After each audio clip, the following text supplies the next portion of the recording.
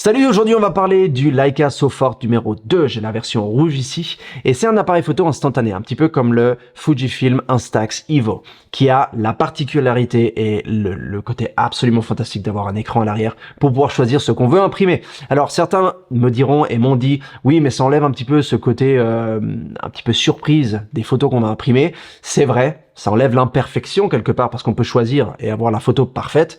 Mais en même temps, ça évite de gaspiller beaucoup de films parce que j'ai utilisé un Fuji précédent qui n'avait pas d'écran en vacances récemment, quand je suis allé en Hongrie. Je voulais faire une photo avec des amis et le gros souci que j'ai eu, c'est que le cadre n'était pas forcément parfait. Il y avait beaucoup de monde et il y en avait beaucoup qui étaient à chaque fois coupés sur un côté ou sur l'autre.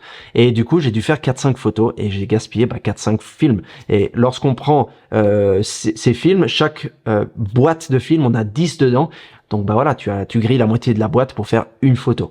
Donc quelque part, c'est quand même bien dans certains cas de pouvoir voir ce qu'on photographie. L'objectif, c'est un Sumar f2 à f2.4 qu'on retrouve ici devant. Il y a une mémoire interne qui nous permet de photographier jusqu'à environ 45 photos d'après le site Leica. C'est pas mal et franchement, c'est chouette parce que le nombre de fois où j'ai oublié ma carte micro SD et que j'ai pas pu faire de photos, ben voilà. Là, au moins, on peut en faire quand même quelques-unes. 45, c'est pas mal, surtout pour un appareil photo instantané. On mitraille pas avec, quoi. Donc c'est une bonne chose. En termes de poids, on est à 320 grammes, donc il est vraiment très léger. C'est un appareil qui est bien, par exemple, pour les mariages, pour des anniversaires, parce que tu mets une petite carte mémoire dedans, et bien que les photos soient d'environ 5 millions de pixels, si je ne m'abuse, ça te permet quand même de garder des jolis souvenirs, et si tu donnes ça aux invités, eh ben, ils peuvent faire des belles photos, et même s'ils vont pas les imprimer forcément, tu peux quand même les revoir à la fin de la soirée, et s'il y en a une ou deux qui te plaisent, ben, tu peux les imprimer. Et l'autre chose, c'est que ça t'est peut-être déjà arrivé en utilisant des appareils photo instantanés, que tout d'un coup, il y a une belle photo, elle sort, t'es là, waouh, elle est magnifique, et tu peux pas la partager avec d'autres personnes, tu peux la donner qu'à une personne, et c'est fini. Alors que là, tu peux imprimer autant de copies que tu veux, tu peux la garder sur ton ordinateur, la mettre sur ton téléphone, donc c'est encore une fois un gros plus. Le bouchon à l'avant est magnétique, donc quand on le pose, il se pose tout simplement. Voilà, il se retire comme ça. Il y a quand même un petit peu de force, hein, je te rassure. Et le logo Leica vient se placer à peu près droit parce qu'il y a une façon de le mettre. Donc c'est chouette, ça garde un petit peu le côté esthétique. À l'intérieur, c'est fait dans un matériel un peu velouté de façon à protéger l'objectif. Bien qu'il est en plastique entièrement, il a quand même un côté premium. À l'avant, c'est un plastique brillant, shiny. Après, c'est vrai que quand on appuie avec les doigts comme ça, on voit les traces de doigts. Donc ça, il faudra de temps en temps le nettoyer pour... Voilà, c'est pas obligatoire, hein, mais voilà. Il a quand même un très très très joli design. On voit que les boutons back, play et fonction sont dans cette orientation-là. Donc pour faire des photos en mode portrait, je sais pas exactement pourquoi, mais je pense que faut croire que les gens aiment photographier en mode portrait. À l'avant, on retrouve évidemment le logo Leica. Il y a un petit miroir ici pour les selfies, donc on peut le tenir comme ça. Et il y a un autre bouton de déclenchement ici devant, donc il suffit qu'on le tienne comme ça et on peut se faire une belle photo. On se voit très bien, on regarde dans l'objectif et c'est parti. Ici, il y a une lumière de pré-mise au point, comme ça, si jamais il y a besoin de mettre au point et qu'il n'y a pas assez de lumière, ça va aider. Et là, on a un flash qui est optionnel et qu'on peut désactiver si on veut. Et là en bas, on a le bouton d'allumage. Alors le bouton d'allumage, je te fais écouter. Allumer. Éteint. Franchement, je trouve ça vraiment sympa. Après, tu peux le désactiver, tu peux le mettre plus fort, moins fort, etc. Bon, c'est un petit détail, mais j'adore les petits détails de ce genre. Il y a la possibilité de le connecter à ton téléphone avec l'application Leica Photo.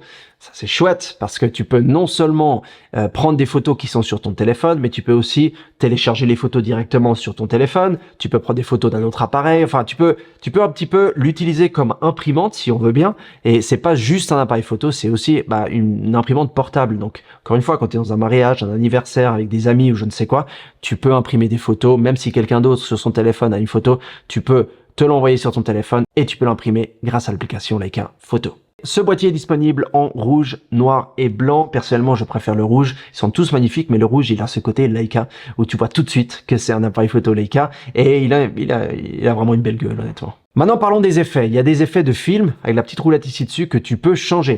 Et ces films sont les suivants. Il y a le mode normal, vivide, pâle, toile, monochrome, sépia, jaune, rouge, bleu et rétro. Et tu peux changer les effets de l'objectif pour avoir des effets un peu marrants en tournant ici. Et tu as des effets tels que normal, vignette, focus soft, flou, œil de poisson, shifting de couleur, introduction de lumière, miroir, double exposition, demi-image. Et tout ça te permettra d'avoir des effets et des couleurs et des images qui sont vraiment différentes.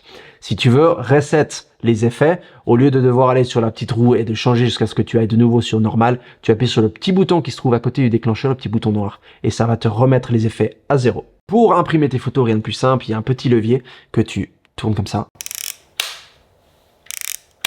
Et ça a un petit peu cet effet, je sais pas, argentique de l'époque où tu devais justement faire tourner ton film à l'intérieur pour changer la pose de ta photo. Donc ça, c'est vraiment chouette et ça évite aussi que tu imprimes par erreur lorsque tu l'as dans une poche ou que tu le tremballes. Il faut quand même que tu veuilles imprimer pour que ça imprime la photo que tu as sélectionnée.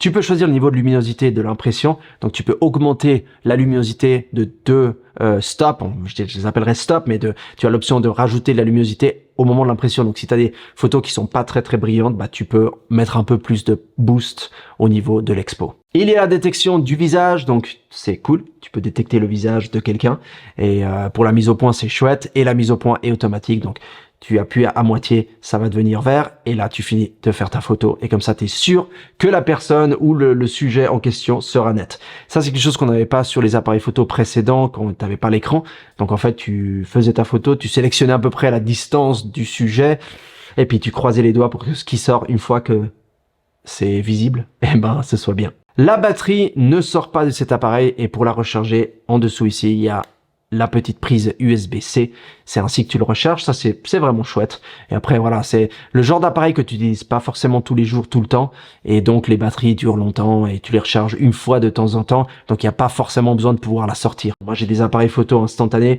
que j'ai pas rechargés pendant maintenant près de 5 ans et je peux encore faire des photos avec, donc voilà. Il y a une fonction qui s'appelle fonction, un bouton, et lorsque tu vas sur ce menu, en fait ça te permet de sauvegarder des presets, voilà, des effets que tu aimes bien, de façon à ce que tu perdes pas de temps à chaque fois à changer, à régler ici et ici. Tu vas directement sur ton menu fonction, tu appuies, tu sélectionnes, c'est prêt, on y va, on fait la photo. Ça va t'économiser un petit peu de temps. Voilà, j'espère que j'ai répondu à toutes les questions par rapport à ce petit Leica Sofort 2. C'est à mon avis un super petit appareil, il est génial.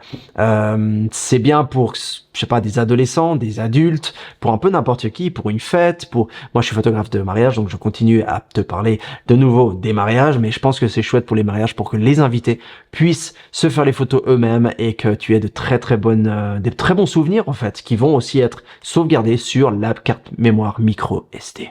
Voilà, je te retrouve dans la prochaine vidéo. Si tu as des questions, n'hésite pas à les écrire ci-dessous. Abonne-toi si mon contenu te plaît, comme d'hab. Et je te retrouve tout bientôt. Continue à faire des belles photos instantanées. Ciao!